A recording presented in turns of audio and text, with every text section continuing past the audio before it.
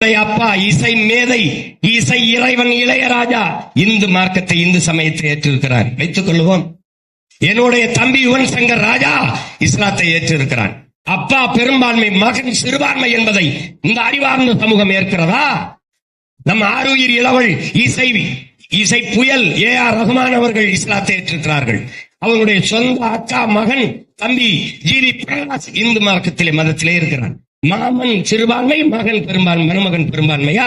இதை இந்த சமூகம் ஏற்கிறதா? என்னுடைய தம்பி அபூபக்கருக்கு நான் திருமணம் செய்து வைத்தேன். ஒரு தங்கை அவன் நேசித்தான் படிக்கும் போதே. அந்த பெண் இந்து மார்க்க மதத்தை ஏற்றிருக்கிறார். மனமேடையிலே கேட்டேன், இந்த நொடி வரை இவள் பெரும்பான்மை இந்து, இவன் சிறுபான்மை நீ சொல்லுகிறாய். இப்போது நிக்கா நடக்க போறது, நடந்து முடிந்தால் இவன் சிறுபான்மை என்று சொல்வதை எப்படி இந்த தமிழ் மக்கள் ஏற்பது என்பதை அறிவார்ந்த சபையிலே நான் இதை எழுப்புகிறேன். எப்படி ஏற்பது?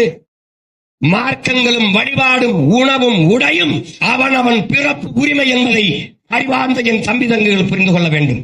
எனக்கு விருப்பம், நான் ஏக இறை, ஓர் இறை அல்லாவை ஏற்று நபிகளுடைய வழியை ஏற்று பயணிக்கிறேன். இதுதான் கோட்பாடு, இதுதான் புரிந்து கொள்ள வேண்டும்.